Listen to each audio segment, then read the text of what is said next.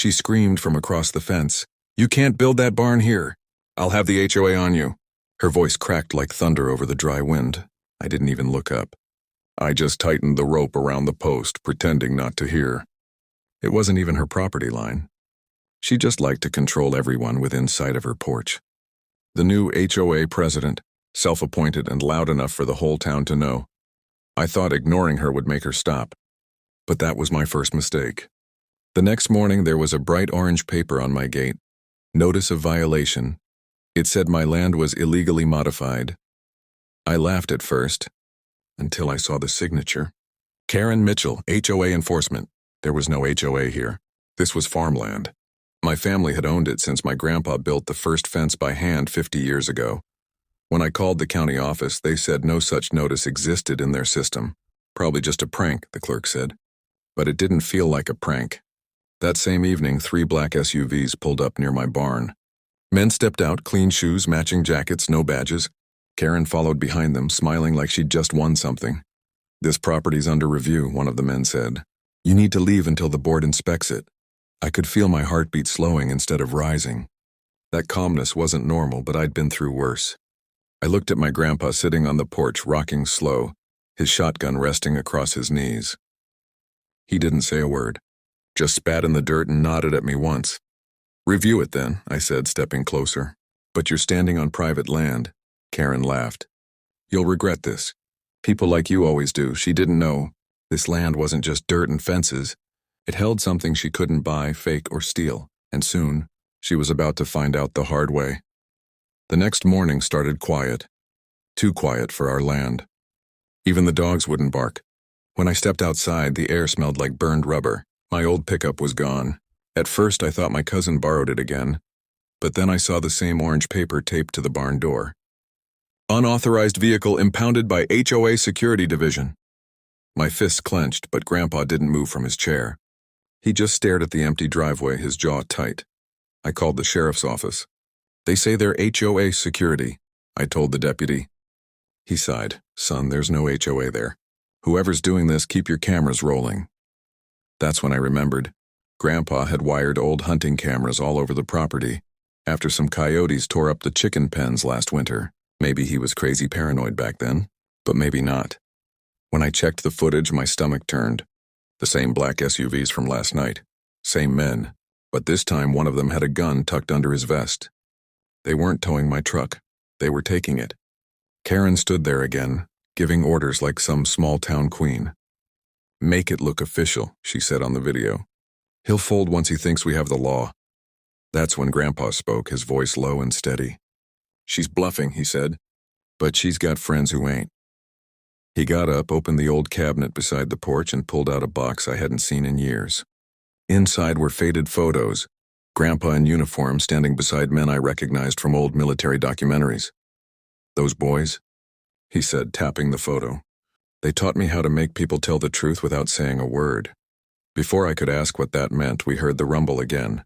SUVs on gravel. Karen was back, but this time she didn't come alone. 4 men got out, gloves on, smirks ready. Grandpa looked at me once and said, "Stay calm. It's time they learned this ain't a suburb, it's our ground." He stepped off the porch, slow, calm, unarmed. But I could tell from the way the men stopped laughing. Something in his eyes made them hesitate. They didn't know the man they were about to mess with. Once trained people who made wars end early.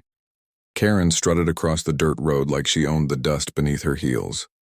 "We warned you," she said, waving another fake paper in my face. "You're trespassing on HOA-managed property now." The men behind her spread out, hands near their belts. They thought they looked official. They looked scared. Grandpa didn't flinch. He walked right up to the tallest one and said quietly, "Son, you planning to use that gun, or just keep showing it off?" The man smirked and stepped forward, but before he could speak, Grandpa's boot shifted just slightly, and a puff of dry dirt hit his leg. "Ground's soft here," Grandpa said. "You step wrong, you'll find the old irrigation ditch the hard way." Karen rolled her eyes. "Don't play games with me, old man. We have authority." Grandpa's smile didn't reach his eyes. "Funny thing about authority," he said. "Real ones don't need to fake it." One of the men reached for his radio, muttering, "We got resistance here."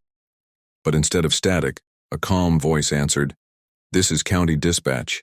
Identify your unit. The man froze. Grandpa had already switched their frequencies.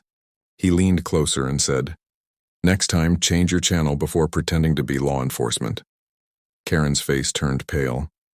"What, how?" she stammered. Grandpa pointed toward the fence line where a dusty sheriff's cruiser was rolling up slow, lights flashing faintly. "Called them before you even parked," he said. The men backed off, whispering fast, but the sheriff didn't stop at the gate. He drove straight past them and came to us. "We got reports of trespassing," he said, eyes narrowing at the SUVs. "These folks yours?" Karen tried to speak first. "Yes, officer, they're HOA enforcers." The sheriff cut her off. "What?" He looked at me. "Son, this land's registered under your family name since 1972. Ain't no HOA here." For a moment, silence hit harder than any gunshot. The men looked at Karen, confused. She tried to laugh it off, saying it was all a misunderstanding. But Grandpa just turned away, muttering, "She still thinks this is about paperwork." Then, before the sheriff could cuff anyone, another SUV pulled in fast, different color, tinted windows darker than the rest. The men who stepped out weren't pretending to be anything. They had no badges, no pretense, just purpose. Grandpa looked at me and said under his breath, "Now it starts." The new SUV stopped hard, tires cutting deep into the gravel. Dust clouded the air, hiding faces until it cleared. The men who stepped out didn't move like enforcers or cops. They moved like men used to being obeyed. Heavy boots, quiet eyes. One of them nodded at Karen, but she looked uneasy now, not in charge anymore. The leader was tall, wearing a gray jacket with no markings. He looked around the property like he was inspecting a battlefield. "So this is the place?" he asked flatly. Karen nodded fast. "Yes, he built structures without permits. I want them removed." He glanced at her, then at Grandpa. "Lady, you didn't say the owner was him." Grandpa's lips curled into a faint grin. "You know me?" The man hesitated. "Used to. Back when people called you Captain." Karen's mouth fell open. "Captain?" she repeated, confused. Grandpa didn't answer her. He just said quietly, "Didn't think I'd see any of you again." The tension got thick. The men exchanged looks, half guilt, half fear. I realized then that this wasn't random. These weren't HOA thugs. These were his old trainees, men he once led in the service. And they weren't here for a violation notice. Karen tried to speak again, her voice sharp. "I hired them for protection." "He threatened me!" Grandpa turned slow and steady. "Threatened you?" His tone stayed calm, but the air felt colder. "You forged county papers, sent armed men to my grandson's home, and stole his truck. You're lucky all I've done is talk." The leader took a step forward. "Sir, we didn't know she'd fake federal authority. We thought it was a repossession job." "Then fix it," Grandpa said. "Right now," Karen snapped. "Don't listen to him. He's lying." Before anyone could answer, one of the SUVs behind her suddenly rolled backward, engine off, coasting downhill toward the creek. Someone had released the brake. Karen shrieked and ran after it, but it was too late. The vehicle plunged into the shallow water with a loud splash. The leader exhaled, rubbing his face. "This is a mess," Grandpa's voice cut through the chaos. "It's not a mess," he said. "It's a warning. Get off my land before I make a call you don't want me to make." The man studied him for a moment, then nodded once to his crew. "We're done here." But as they left, Karen stayed behind, shaking, eyes burning with hate. "This isn't over," she hissed. Grandpa didn't even look back. "It's just beginning," he said. That night, the wind wouldn't settle. The crickets had gone silent, and every sound outside the window felt too close. Grandpa sat at the kitchen table, polishing the same old rifle he hadn't used in years. The TV was off, no music, just the sound of his slow breathing and the soft click of metal. I paced near the door. "She's not coming back tonight," I said, though I didn't believe it. Grandpa didn't look up. "She's the kind who can't sleep till she wins," he said. "And people like that always lose ugly." He was right. Around midnight, headlights flared across the far fence line, 6 of them moving fast and without plates. I saw figures jump out, flashlights cutting through the dark. Karen wasn't with them this time, but her voice echoed faintly through a loudspeaker. "This is your final warning. Vacate the property." Only she wasn't shouting from here. She was somewhere else, remote. Watching through someone's phone, maybe. I realized she'd doubled down. Grandpa didn't panic. He stood, stretched like he'd been waiting for this. "Remember that old irrigation system I told you not to mess with?" He asked. "Yeah?" He grinned. Tonight it's defense mode.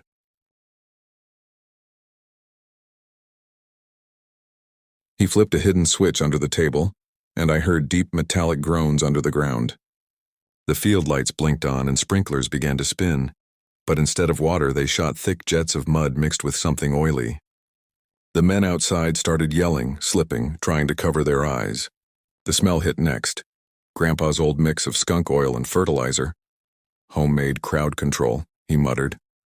Through the chaos, I saw one of the men pull a gun. Grandpa raised his voice, calm but firm. "Put it down, son. You fire that and the sheriff will have reason to turn this whole place into a crime scene." The man hesitated. Then from behind them, a truck's engine roared. Our old pickup, the one they stole, came charging back up the hill, lights blinding. It skidded to a stop right between them.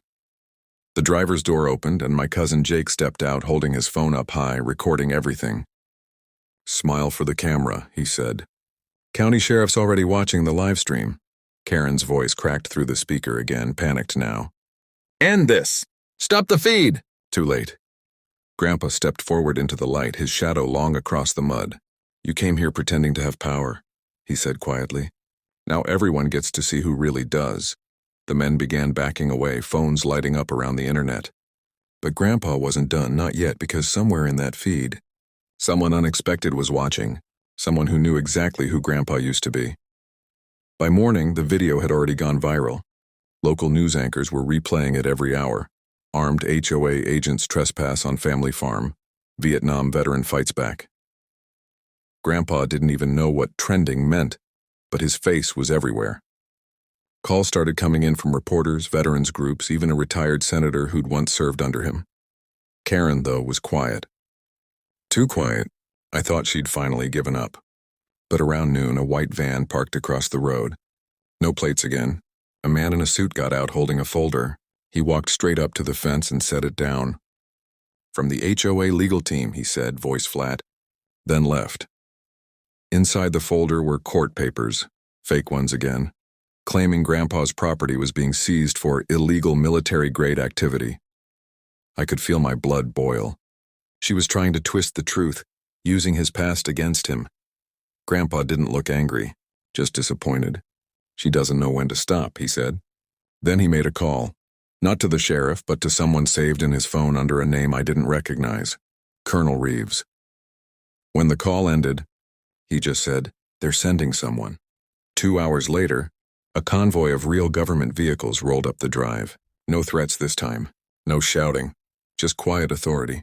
A woman stepped out. Short hair, dark suit, the kind of presence that made everyone else stand still. She walked straight to Grandpa, saluted, and said, "Sir, we saw the footage, and I just wanted to say, it's good to see you again." Karen must have been watching from somewhere because within minutes she showed up in her little car, pretending to be calm. "This is private business," she shouted. "That man broke federal law." The agent turned, her badge flashing in the sun. "Ma'am, you impersonated federal officers, forged documents, and coordinated armed trespass. You want to talk law? Let's talk law." Karen froze, stammering. I was just enforcing neighborhood rules." The woman cut her off. "You enforced nothing. You fabricated authority and endangered civilians." 2 officers stepped forward, placing cuffs on Karen as she began screaming. "You can't do this. I was protecting the community." Grandpa watched quietly. "Some folks just can't tell the difference between protection and control," he said. As they took Karen away, one of the men from before, the leader, the one who'd called Grandpa captain, stayed behind. He removed his hat and said softly, "Sir, I didn't know she was setting you up." "I'm sorry," Grandpa nodded. "Then make it right. Tell the truth when they ask." The man looked down. Already did. But as peace seemed to return, a new black SUV appeared at the end of the drive. Not Karen's, not the feds. Grandpa's expression changed instantly. "She wasn't the one in charge," he murmured. "She was just a pawn." The black SUV stopped halfway down the road, engine still running, windows too dark to see through. Everyone fell quiet. The agents, the sheriff, even the dogs near the barn. Grandpa's eyes narrowed like he already knew who it was. When the driver's door opened, a tall man in a gray suit stepped out, slow and confident, like he owned the air around him. Karen had shouted about her connections before, but I never thought she meant someone real. The man didn't look like a thug. He looked like someone who wore power for a living. "Mr. Hayes," he said, voice calm. "We need to talk." Grandpa's tone stayed even. "Name?" "Elliot Grant, Federal Land Commission." The female agent beside us frowned. "No such division," she whispered. Grant smiled. "There is now. We're expanding jurisdiction." He pulled a thin envelope from his coat. "This property has been under review for months. Mrs. Mitchell was just assisting us, so that was it. Karen was working for him." Grandpa stepped closer, the gravel crunching under his boots. "Assisting you by hiring armed men? By forging federal seals?" Grant didn't blink. "We both know how this works, Captain. People forget to follow rules when something valuable's buried under old farmland." My stomach dropped. "Buried?" Grant turned to me. "You ever wonder why your grandpa never sold this land even when the drought hit?" Grandpa said nothing. His silence told me more than words could. Grant continued, voice smooth like poison.